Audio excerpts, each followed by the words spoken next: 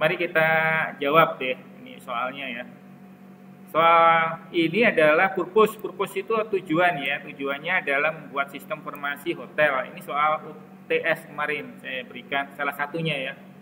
Nah, di sistem yang Suguramai ID itu ada bank soal ya. Bank soalnya nggak banyak-banyak sih. Saya penting acak aja ya. Jadi Anda terima soal mungkin beda-beda ya, karena bikin sendiri aplikasi enak gitu, enaknya kalau bikin aplikasi begitu. Tapi kalau pakai Classroom ya soalnya satu aja, gak bisa diacak gitu ya. Jadinya kemungkinan jawaban dari Anda kemungkinan sama gitu ya. Nah ini sekarang soal online tuh begitu ya. Harusnya begitu. Kemudian ada kalanya online, soal ujian online itu diawasi langsung. Jadi kamera Anda harus menyala gitu ya. Kalau nggak menyala soalnya nanti nutup sendiri gitu ya. Gerak-gerik Anda, keyboard Anda direkam gitu ya. Itu semua ada ya. Tapi saya nggak begitu kan ya. Cukup saya berikan soal acak, Anda sendiri yang mengerjakan sesuai dengan kemampuan Anda. Nggak terlalu fixed lah saya itu ya. Masih bisa slow ya. Baik, saya ambil salah satu contoh di sini, sistem informasi reservasi hotel. Udah ya ini ya, reservasi berarti kita pesen kamar-kamar gitu ya, kamar hotel lah. Biasanya kalau liburan kemarin kita pernah pengalaman ini ya, nginap ya. Orang tua kita ngajak kita jalan-jalan ke Jawa atau ke mana, ke Sumatera, ke Sulawesi. Kita nginapnya di hotel gitu ya. Nah, kita nginap. Nah, kita lihat itu ya. Digunakan untuk nginap, persediaan kamar ya. Sorry ya. Menginap, hotel penginapan untuk mengelola persediaan kamar. Kamarnya ada berapa yang kosong, yang sudah diisi berapa. Fasilitasnya juga kamar. Biasanya macam-macam fasilitasnya ya. Ada sandal gitu ya, ada handuk gitu ya. Ada sabun, semuanya disediakan. Reservasi dan reservasi pelanggan. Reservasi itu check-in, check-out ya. Check-in masuk, kemudian keluarnya. Biasanya dibatasi jam 2 check-in, mulai dibuka, check-outnya jam 12 ya. Sisa 2 jam digunakan untuk petugas bersih-bersih ya, ganti spray, ganti macam-macam. Fungsi yang diharapkan ada 6. Anda ngerjakan 3 ini nggak apa-apa ya. Penting bisa ya. Jadi kalau soalnya di sini banyak ini ya, jangan kaget, gak usah ya. Kerjakan aja apa yang Anda bisa. 3 ini bisa, boleh ya. Jadi di contoh ini juga saya akan kerjakan yang simpel aja ya. Dari sini saya ingin mengetahui sampai di mana sih Anda memahami itu. Jadi jangan bayangkan, waduh soalnya banyak ini gak masuk akal ini Mas Subur. Jalan dulu Anda ya. Anda nggak usah kaget ya. Ada yang kaget soalnya ya. Waduh Pak, nggak mungkin. Jadi Pak Subur dikirimi email ya. Email isinya omelan mahasiswa buahnya. Omelannya panjang banget. Pak, nggak mungkin dong saya ngerjakan kayak gini. Masa soalnya banyak tulisannya. Saya pusing juga. Setelah saya cek, dia nggak ngerjain ya. Aduh, cuma ngomel doang nggak ngerjain. Berapa deh kamu bisa gitu ya. Jadi Anda boleh ngerjakan sebisanya itu ya, kemampunya. 3 ini boleh gitu ya. Penting Anda bisa gitu ya. Kalau nggak kerjakan malah nggak tahu saya kemampuan Anda dari mana gitu ya. Nah itu pemahaman Anda mengenai kuliah ini juga nggak bisa diketahui dengan jelas nantinya ya. Nah, itu ya. Baik, kita cek pertanyaannya sekarang. Pertanyaannya adalah buatlah prosedur langkah-langkah pelanggan. Nah ini penting ini ya, prosedur. Jangankan soal ini, tadi skripsi yang saya bilang tadi itu mahasiswa nggak bikin ini ya. Langsung tiba-tiba muncul apa entitas ini. Bukan entitas ya, dia langsung muncul ini nomor 5 ini ya. Nah ini kita nggak tahu apa fungsi-fungsi yang harus disediakan di aplikasinya, itu dilewati sama dia. Tiba-tiba langsung konteks diagram gitu ya, kemudian DFD level 1, level 2. Itu dari mana? Anda menghayal, nggak boleh. Kalau skripsi menghayal nggak boleh ya.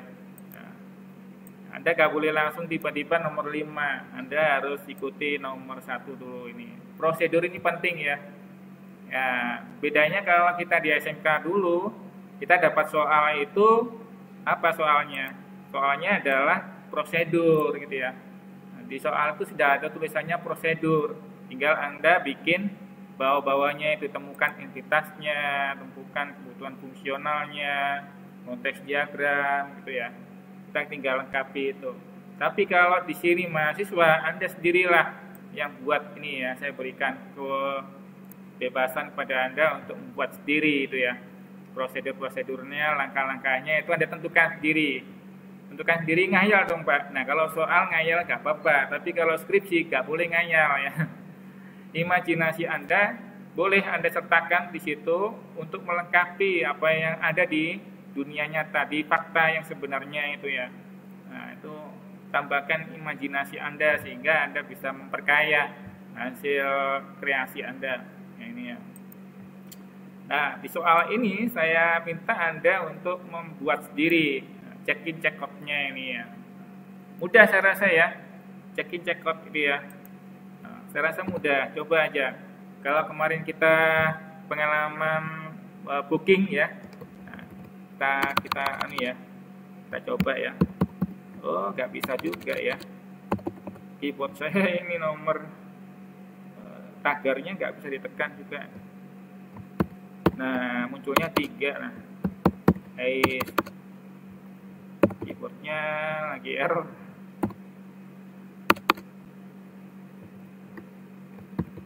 Ini semua nggak bisa ya. Oh tombol shiftnya nggak bisa jalan. Oke deh, kita gini aja deh. Nah banyaknya nggak jalan nih keyboardnya ini. Nomor 1 ya. Nah, 1 ini kita buat prosedurnya buat aja langkah-langkah yang sederhana ya. Prosedur P-nya nggak bisa ditulis nih. Prosedur langkah-langkah gitu aja ya. Langkah minusnya nggak bisa ditulis juga ini. Langkah-langkah menyewa kamar ya. Jadi kita boleh menulis di sini 1. Langkah pertama adalah kita booking ya, mencari kamar ya, melihat daftar kamar yang ditawarkan. List ya, daftar atau list gitu ya. Orang biasanya lebih suka list gitu ya. Nah, setelah yang tersedia ya, boleh ditawarkan atau yang tersedia. Kemudian langkah kedua apa? Memilih ya, memilih kamar dan harga. Ya. Ketiga apa? Menyerahkan identitas ya. Identitas itu apa? Boleh KTP, identitas, boleh KTP. Yang kelima apa? Membayar. Setelah kita masukkan identitas kita, kemudian kita membayar ya, membayar di bank, transfer. Berikutnya adalah inap ya. Lalu memilih kamar, harga, dan lama menginap ya. Lama menginap ini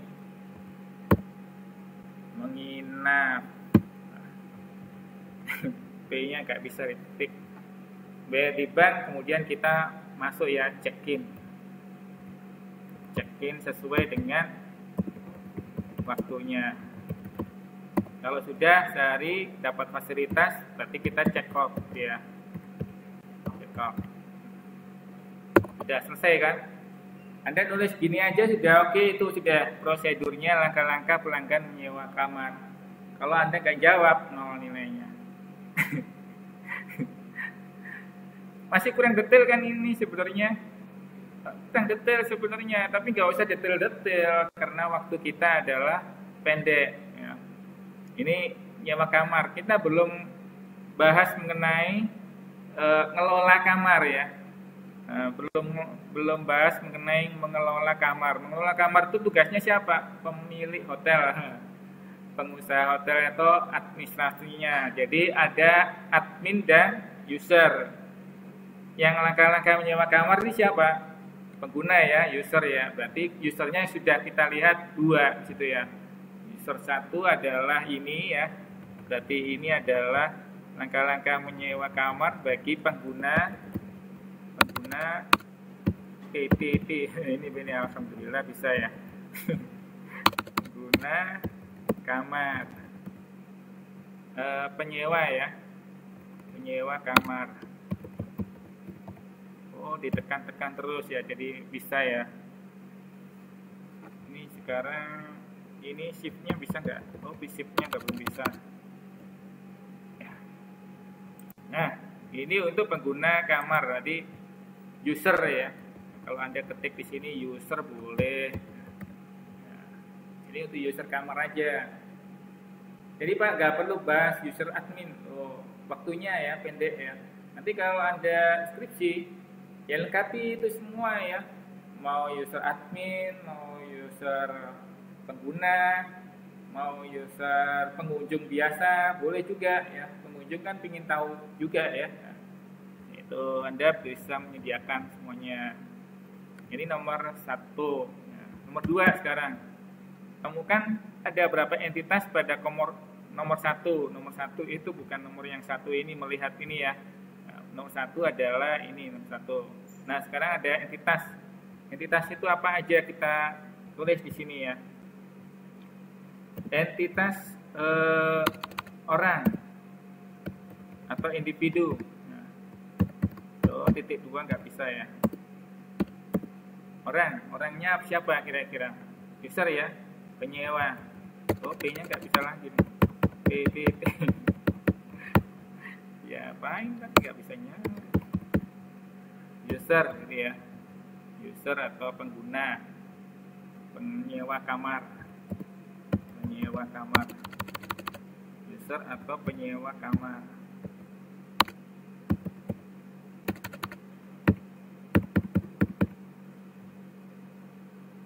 User aja deh. Pengguna. Penyewa kamar. User kamar. Orang lagi siapa kira-kira? Operator? Operator mesti ada ya. Operator. P-nya bisa ya. P-nya kadang bisa, kadang enggak ya. Setelah operator siapa lagi? Ayo, siapa lagi ayo? Gak ada ya? Ya. Sebenarnya ada sih ya. Misalnya admin gitu ya. Tapi nggak tampak ini. Kalau Anda cukup melihat seperti apa yang Anda tulis prosedurnya itu, ya nggak salah juga. Udah gitu ya. Bisa ya, tangkap ya. Ini kan soal ujian, ini beda ya. Yang kedua adalah orang ini apa? Lokasi ya. Lokasi sekarang. Apa lokasinya? Penginapannya ya. Penginapannya. Aduh, hotel gitu ya. Hotel. Ini kan hotel ini ya. Kamar hotel. Ini ya.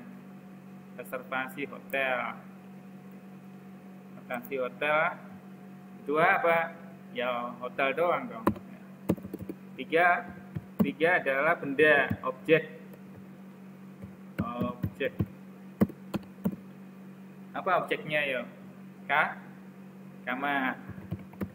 Ya, kamar yang disewa itu ya. Nah, kamarnya ada nomor-nomornya nanti. Nah, kamar apalagi di sini objeknya? Identitas, Pak. Oh, identitas itu kan dari user kamar ya. Nah, berarti dia bukan entitas. Syaratnya entitas itu adalah dia harus berdiri sendiri ya. Syaratnya entitas harus berdiri sendiri, keberadaannya bukan karena entitas yang lain. Kalau keberadaannya berasal dari entitas yang lain, maka dia disebut sebagai relasi. Kalau dia berasal dari hubungan dua entitas lain, kita sebut sebagai relasi. Tapi kalau dia sebagai penerang keterangan dari salah satu entitas, kita sebut sebagai atribut. Nah, itu dia atribut ya.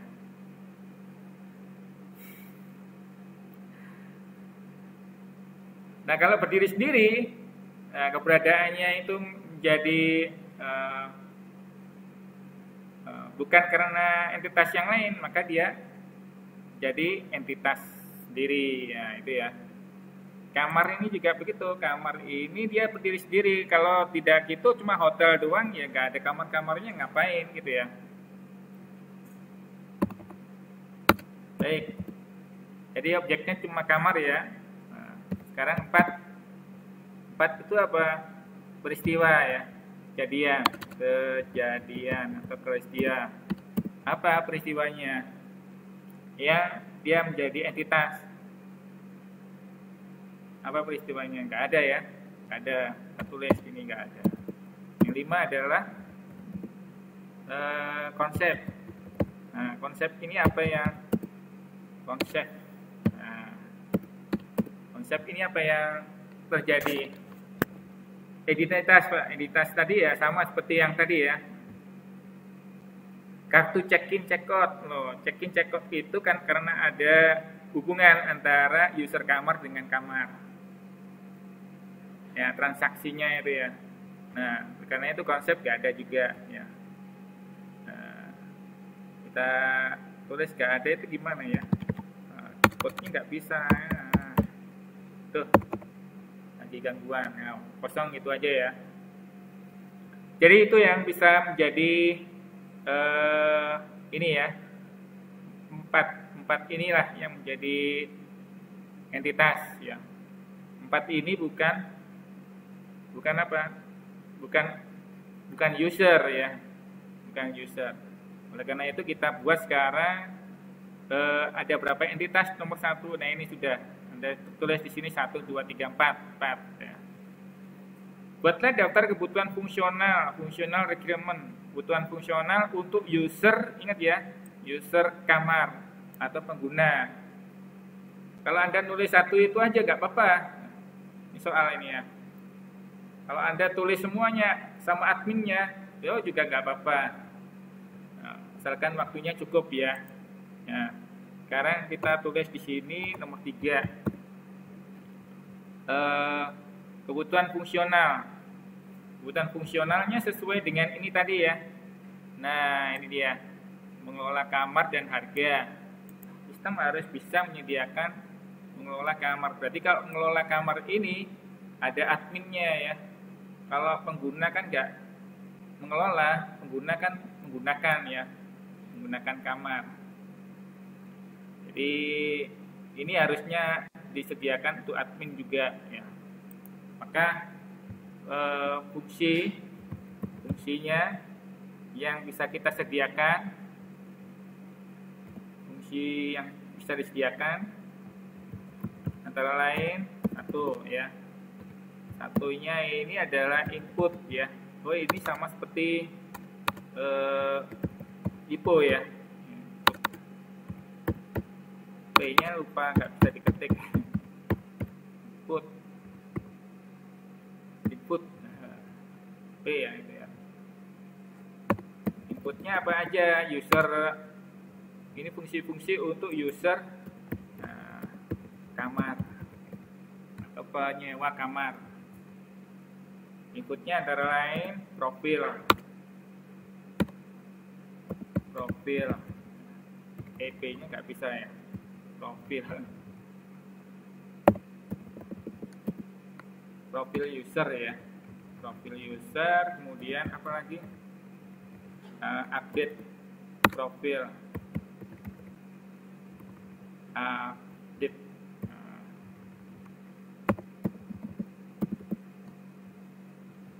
Tidak, ini aja upload foto. Upload foto, upload KTP, sama dengannya agak membingungkan ya. Kita kasih simbol apa ya namanya, minusnya nggak bisa ya, yang lain juga nggak bisa ya. Inputnya hilang semua ya. Upload foto, kemudian upload KTP, kalau ada KTP ya, KTP. Itu untuk input ya. Kedua apa? Proses transaksi. Nah, terus ini transaksi ini hubungan antara user dengan kamar. Jadi ini untuk user kamar ya, belum untuk admin. Kalau admin nanti Anda bikin yang sesuai dengan ini ya. Nah ini ya. Jadi ini masing-masing, kalau admin bedakan lagi untuk admin ya. Terus kemudian untuk yang lain-lain juga dibedakan ya. Jadi gini, saya ada contoh, soalnya waktunya terbatas ini ya. Saya ada contoh untuk materi jawaban yang lain.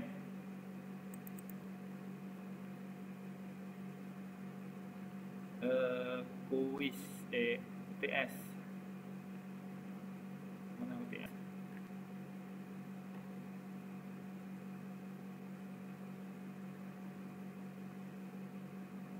Oh ini. Kita buka ini ya.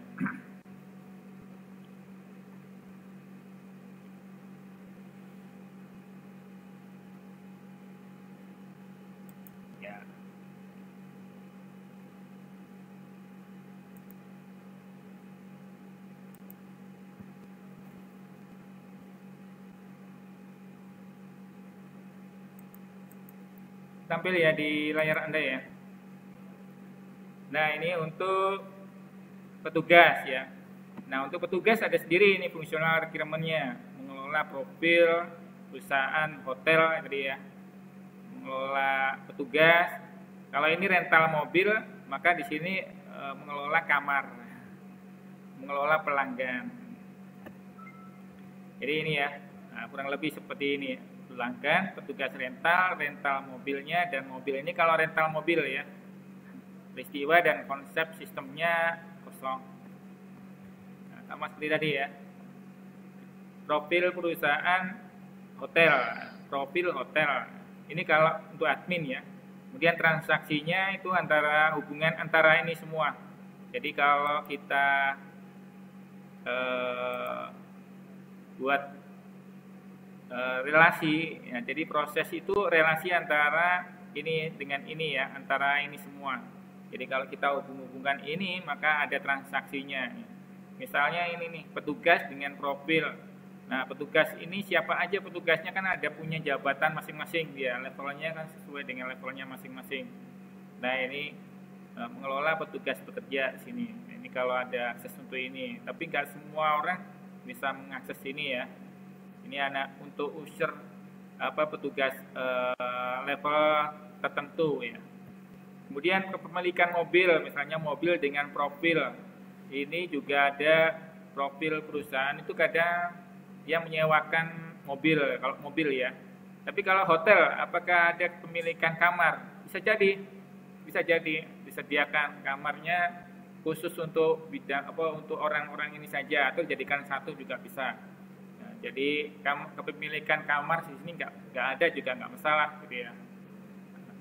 Kemudian penyewaan kamar, penyewaan mobil di sini ya. Penyewaan mobil atau penyewaan kamar berarti pelanggan dengan kamar di sini di atas. Dia ada mengelola kamar itu juga penting ya. Itu kalau admin ya, kalau admin. Kemudian ada denda, ada penggantian kerusakan. Nah, di hotel-hotel nggak ada denda ya. Yang ada adalah kalau Anda telah keluar check out, Anda akan dihitung 1 hari ya berikutnya, ya enggak? Jadi nginap berikutnya Anda dihitung 1 hari. Jadi denda ini nggak ada kalau di kamar. Kemudian penggantian kerusakan, nah ini mesti ada ini ya. Misalnya kalau spraynya itu kena noda, Anda akan kena denda ya, berapa juta, itu sesuai dengan harga kamar ini apa namanya, barang-barang yang ada di sana. Biasanya di hotel itu akan ada daftar list ya, harga-harga dari barang yang Anda rusakkan di situ. Ya, termasuk shower itu kalau rusak, atau toilet itu pecah gitu ya, Anda kena apa gitu, pokoknya pecah, Anda suruh ganti di situ ada harganya. Nah, saya pernah lihat kemarin ya, pas nginep itu ada harga-harga itu, listnya sudah ada di situ. Jadi kalau Anda ngerusakin bantal gitu ya, itu kena harganya, dicas di situ. Beberapa waktu yang lalu ada orang di Bali ya, nginep di Hardcore ya, Hardcore apa, Art Cafe ya. Nah itu dia marah-marah ya, viral ya, kena denda itu, spraynya kena noda, itu kena noda itu ya, noda apa namanya, tato, itu sulit dihilangin tuh ya. Nah itu dianggap rusak apa namanya, spraynya itu, Anda disuruh untuk ganti. Nah ini cerita ini ya.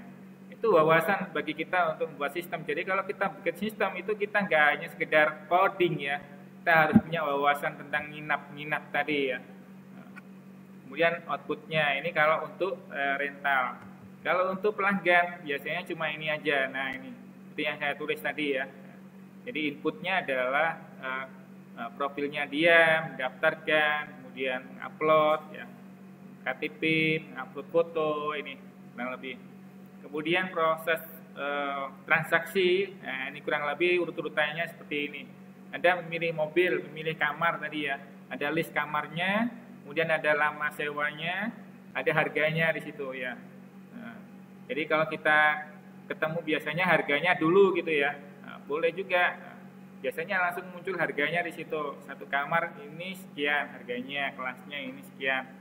Ya, kita cek di situ, kadang sekali-sekali kita coba ya, Traveloka kita coba supaya kita punya wawasan ya, jangan jangan takut kalau apa namanya nanti ditagih, jangan takut. Kalau kita batal misalnya 2 jam atau nggak pernah transaksi atau setengah jam nggak transaksi ya dianggap batal gitu ya, nggak masalah gitu ya. Jadi penting kita punya wawasan, tapi jangan sekali-sekali nyepam gitu. Kalau nyepam Anda malah bisa dituntut. Nah ini ya kurang lebih prosedurnya ya. Kemudian outputnya demikian ya, outputnya. Jadi kita punya, kalau kita sudah punya wawasan ini, maka kita sudah punya bayangan, oh usernya ada 2 ini ya. Memang sih kadang usernya yang kita ketahui standarnya kayaknya ada 2 gitu ya. Oleh karena itu kadang anak-anak mahasiswa itu gitu ya, bikin sistem usernya 2. Belum tentu ya, ini ya 2 itu minimalis banget ya. Jadi kalau di sini rental ini kan soal ya. Jadi kalau Anda nanti skripsi belum tentu ini usernya 2. Anda harus sesuaikan dengan hasil survei Anda itu ya. Nah ini kemudian konteks diagramnya. Nah konteks diagram adalah kurang lebih seperti demikian ya. Nah ini ya, kalau tadi ada sistem nyewa hotel, reservasi hotel ya. Di sini ada kamar, di sini ada petugasnya, kemudian ada perusahaan hotelnya atau nama hotelnya dan pelanggan. Ini tinggal dibalik aja ya ini ya. Makanya di soal itu kurang lebih sama semua. Anda kalau cerdas sedikit tuh bisa menemukan ini kesamaannya ya. Nah, kemudian data flow diagram. Data flow diagram kalau kita sudah masuk tadi, kita selesaikan data flow diagramnya. Nah, kurang lebih data flow diagram untuk rental petugasnya ya. Petugas. Data flow diagramnya kurang lebih seperti demikian. Di dalamnya ada apa aja? Di dalamnya ada rental mobil nih. entitasnya apa saja, proses, kemudian disimpan dalam tabel gitu ya. Dari tabel kemudian kalau sudah tersimpan maka dipanggil oleh sistem ya, sistem antarmuka yang kembalikan lagi dalam bentuk profil atau dalam bentuk kartu atau dalam bentuk kartu anggota dan sebagainya ya. Atau dalam bentuk apa, sewa belum nyewa ya. Begitu kita dengan tugas ya. Nah, transaksinya ini semua dimasukkan ke dalam tabel-tabel ini ya. Jadi ini entitas yang kita temukan tadi 4 tadi ya. Masing-masing entitas itu mestinya ada proses-proses ya. Nah, proses-prosesnya kurang lebih seperti ini. Ada level 1 sih ya. Ini adalah profil rentalnya, rental mobil, berarti kamar ya, ini kamar, mengenal profil kamarnya ya. Tadi di kamar itu ada masing-masing fasilitas ya. Nah, fasilitasnya untuk kamar nomor 1 itu sekian, kelas 1 itu sekian, apa ini aja dirinci di situ. Nah, untuk kelas 2 itu seperti apa, kelas melati itu seperti apa, dan macam-macam. Petugasnya juga demikian ya. Nah, kurang lebih seperti ini ya. Nah, kemudian mengelola kepemilikan, mengelola hotelnya juga demikian. Nah, kurang lebih ya. Kemudian DFD level itu sesuai dengan usernya juga ya. DFD level 1 untuk pelanggan. Nah, ini pelanggan atau pembeli atau penyewa kamar tadi, user kamar ya. Nah, user kamarnya misalnya pelanggan tadi sesuai dengan prosedur ya. Prosedur yang ada ini ya. Nah, prosedur inilah Anda tuliskan di sini ya. Apa saja formulir pendaftaran, berarti ini prosedur pendaftaran di sini ya. Mengupload KTP, mengupload foto, ini kita sediakan di sini, mengupload KTP, mengupload foto ya. Setelah diupload disimpan di dalam tabel. Nah, ini tabel pelanggan. Kita ketemu ini tabelnya ini ya. Ya, tabel ini digunakan untuk menyimpan data hasil transaksi atau proses yang ada di dalam proses-proses ini, baik level 1 maupun level 2 ya. Kadang ya level 1 ini kita detailkan terpisah ya, untuk mendetailkan level 2 ya. Tapi soal ini saya langsung tulis di sini ya supaya untuk lebih jelas gitu ya. Level 2-nya ada di sini ya, jelaskan ini. Ya, jadi di sini sebenarnya saya simpan 1 ini aja oke lah ya, begitu saya simpan gini. Tapi nanti Anda pisah di sini ya level 2 gitu ya. Level pisah di sebelah ini, di gambar selanjutnya Anda detailkan ini level 2-nya adalah ini gitu ya. Jadi level 1-nya untuk pelanggan adalah formulir pendaftaran dan level nyewa ini ya. Level 1 dan cetak buktinya. Sedangkan level 2-nya tergantung dari level 1-nya ini ya. Nah, ini ya. Jadi sebenarnya kalau di sini saya sudah jelaskan di sini ya, level 2-nya ada di dalam sub-subnya ini ya. Jadi level 1-nya ini menyewa mobil, level 2-nya adalah sub-subnya ini ya. Nah, ini kurang lebih sama ini ya. Level 2-nya adalah sub-subnya ini, memilih mobil, diambil dari tabel mobil ya. Kemudian memilih harga, memilih lama sewa, perjanjian, lama sewa, perjanjian. Perjanjian ini penting ya, tantangan nih, kalau Anda sudah memilih ini, Anda sepakat mematuhi aturan yang ada di perusahaan itu menyewa kamar. Kalau Anda rusakin, Anda harus ganti misalnya gitu ya. Anda kalau lewat dari jam ini, maka Anda harus nambah lagi 1 hari dan seterusnya. Ini perjanjian, sepakatan. Anda harus check box gitu ya, menyediakan di sistem itu. Setelah itu check out. Nah, check out ini juga demikian ya. Kemudian keluar ini ya. Nah, inilah untuk level 1 dan 2 saya gabung ya untuk pengguna pelanggan. Jadi ada 2 ini ya, DFD-nya ya. DFD untuk petugas dan DFD untuk pelanggan. Lumayan ya, panjang. Pak, nggak cukup waktu saya Pak. Nggak cukupnya sampai di mana deh itu gitu ya. Yang jelas kalau Anda jawab itu urut-urutan gini ya, ikuti saja urut-urutan sesuai dengan pertanyaan ya. Nah, diurut gitu ya. Jangan tiba-tiba melompat. Tiba-tiba melompat itu gimana? Tiba-tiba Anda langsung muncul di FD gini loh. Itu kan jadi aneh nih ya. Loh, dari mana itu semua? Ingat ya, ini semua itu ada asalnya. Tabel-tabel, ini entitas ini juga ada asalnya yang sudah kita hitung di awal gitu ya. Jadi kalau tiba-tiba Anda muncul begini, Yang itu yang dipertanyakan, dari mana terus sampean itu ngerjain. Nah, itu yang dicurigai ya. Jangan sampai itu terjadi. Nah, asalkan Anda sudah jawab di awal itu udah jelas ini ya. Jadi itu ya, entitas itu ya dari sini gitu ya. Kemudian fungsionalnya ya dari sini, hasil Anda rancang sendiri ya. Baru kemudian kita buat konteks diagram. Konteks diagram ini entitas-entitas itu berasal dari awal ya, dari sini gitu ya entitasnya. Jadi kita buat kalau 4 ya 4 ya, 5 ya 5. Jadi entitas ini juga bukan pengguna ya. Nah, kalau pengguna itu kita bisa lihat ya siapa penggunanya, pelanggan dan petugas gitu misalnya. Nah, ini kita bedakan tadi ya, usernya tadi. Itulah yang bisa saya sampaikan jawaban ini ya. Ada yang ditanyakan, Mas, Mbak, Mas di sini barangkali ada yang tanya. Nanti kalau UAS itu jangan lupa soalnya kurang lebih seperti ini, cuma ada tambahannya nanti ya. Tambahannya nanti Anda akan diajak untuk mendetailkan ini ya. Tabel-tabelnya ini, buat relasi tabel-tabelnya dan detailnya dan kamus datanya. Kamus data itu yang mana Pak? Yang ini ya. Jadi kalau Anda misalnya ini ya mobil, ini mobilnya profil nih. Profil itu apa ya? Nah, biasanya profil itu kan isinya data ya, data mobil, nama mobilnya apa, mereknya apa, kapan dibuat, tahun berapa ya, rodanya ada berapa, penumpangnya ada berapa. Nah, semua data itulah yang kita sebut sebagai profil ya. Nah, mereknya apa, tahun berapa dan sebagainya, ini yang kita sebut sebagai profil. Sama seperti kalau mahasiswa atau pelanggan nih ya, pelanggan profilnya berarti dari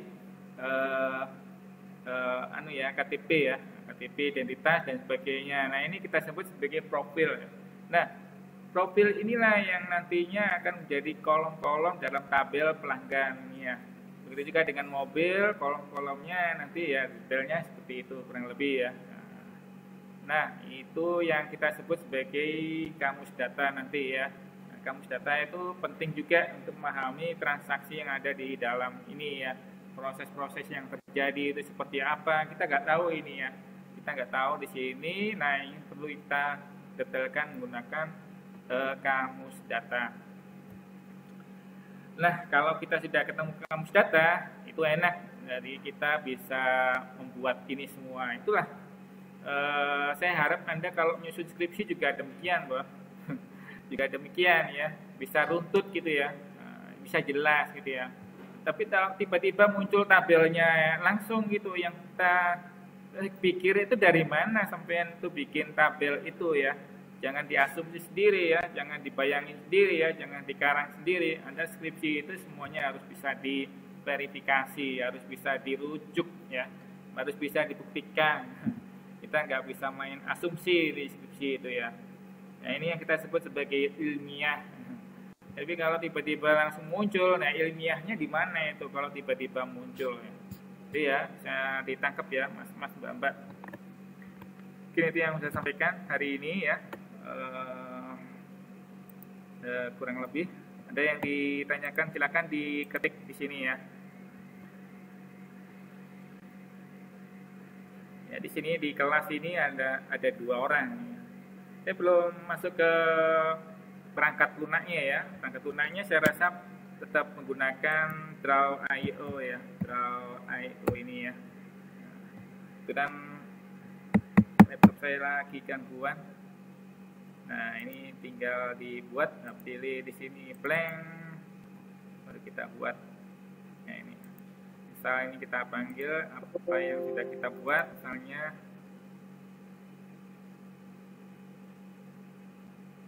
ini. Itu kok hilang.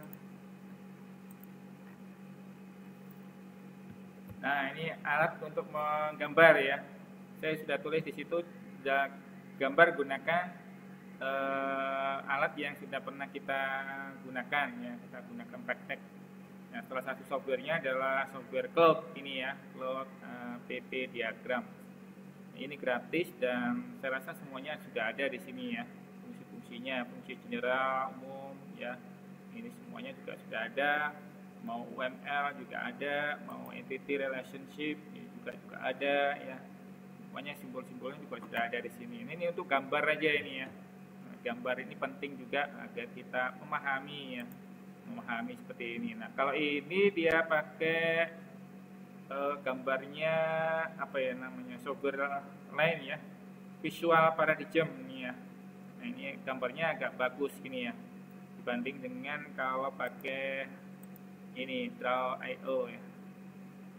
Kok gak ada ya filenya ya, kena replace tadi ya.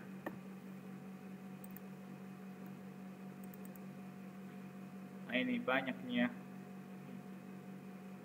di CDSI, peminjaman buku dan sebagainya. Ini banyak sekali di tugas kemarin ya. Ada yang ditanyakan mas-mas, mbak-mbak? Ya itu aja sih ya. Nah, jawabannya cuma itu, karena soalnya ada berapa tadi? Soalnya ya ini ya, buatlah data flow level 1. Kalau hiponya Anda lompati misalnya, ya hipo ini kurang lebih sama seperti nomor 3 sebenarnya ya. Cuma nomor 3 ini detailnya, hiponya tinggal menu-menunya saja. Nah, hiponya tinggal menu-menunya saja di sini ya. Nah, jadi hipo ini biasanya cuma menu-menu yang ada di dalam nomor 3 ya. Daftar fungsinya itu sudah, kalau kita sudah detailkan seperti ini tadi ya, maka hiponya kita bisa buat ya, mudah ya. Jadi itu ya. Hiponya gambarnya pakai apa Pak? Ya, pakai Draw.io tadi ya, sama ya. Kemudian kita tempel. Penting kalau gambar teknis seperti itu Anda jangan pakai Microsoft Word ya. Sekarang ini sudah ada softwarenya sendiri yang bisa kita manfaatkan ya. Ngitung manajemen proyek kita pakai Excel lah, itu kan kurang pas kan. Ya, pakai softwarenya sendiri ya. Minimal pakai Planner. Kemudian apa lagi? Saya rasa itu ya. Sudah jelas ya. Ya. Kemudian caranya ujian jangan lupa Anda persiapkan waktunya Pak. Waktunya pendek banget tuh Pak. Anda nggak usah galau ya. Waktunya pendek banget, memang sengaja. Sengaja gimana Pak? Itu rahasia dosen. Ya, saya buka di sini ya rahasianya. Sengaja agar Anda itu tidak sempat diskusi dengan temannya. Gak ada waktu untuk contekan gitu ya. Dengan soal yang banyak itu Anda gak fokus ngerjain itu ya. Fokus ngerjain. Makanya ada yang sampai lupa presensi gitu ya. Ingat ya, kalau di kuliahnya Pak Subur, presensi itu di awal ya. Jangan lupa itu ya. Diingatin nih di awal, makanya ada presensi dulu. Gak muncul Pak presensinya ya, muncul lagi kan diberitahu. Nah, muncul lagi, klik ya. Jadi soal banyak itu adalah salah satu gaya ya. Jadi kerjakan, penting itu dikerjakan, kemudian sebisanya sampai apa, langsung sikat gitu ya. Bisanya seperti apa, langsung sikat, dikumpulkan. Jangan telat. Kalau telat, Anda ngomel-ngomel sendiri, nggak ada ngomel-ngomel ya. Ya itu sudah itu kerjaan. Ya itu bisa diterima ya, mahasiswa ya yang lain ya. Jangan diomelin Pak Subur ya, udah dikasih tahu. Masih aja diomelin, maunya apa. Oke ya, kalau tidak ada lagi pertanyaan, saya rasa sudah jelas ya. Mudah-mudahan sukses. Kita lanjutkan lagi insya Allah minggu depan ya. Waktunya makin mepet nih ya, karena sebentar lagi bulan Juni. Ini masih Mei. Memang ada apa Pak? Ya waktunya habis, kira-kira ini sudah berapa kali pertemuan ya? Berapa kali pertemuan? Kita cek di sini. Ya ini baru 9 kali, tapi kita kepotong-potong kemarin ya. Nah, kita lihat di sini Bang Biaka, jadwal kalender akademik ya. Sini Saya juga belum ngecek ini, baru kali ini ngecek. Kalau kemarin saya ngajar itu masih oh ya, ini tanggal 17 ya. Itu 2, 3, 4 kali pertemuan lagi ya. Saya tidak ada perpanjangan waktu ya. Misalnya minggu tenang nanti Pak Subur nggak ada kuliah lagi. Kalau minggu tenang ya sudah tenang saja gitu ya. Saya nggak ada tambahan waktu.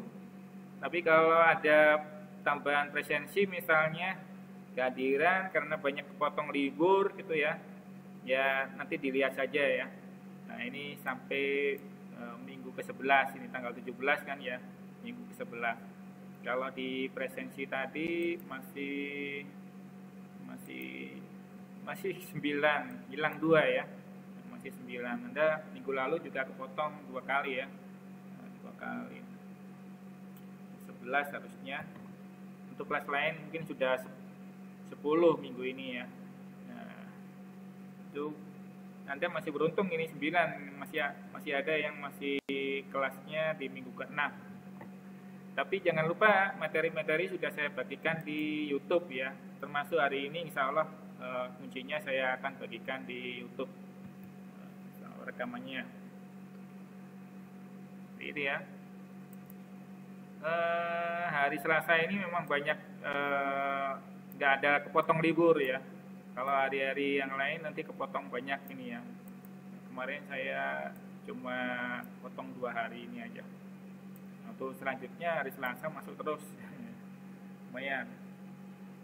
Kalau yang lain-lain kepotong-potong. Kalau tidak ada pertanyaan, saya akhiri kuliah hari ini ya. Semoga kita ketemu lagi minggu depan ya. Kondisi sehat semuanya. Dari saya, assalamualaikum warahmatullahi wabarakatuh. Selamat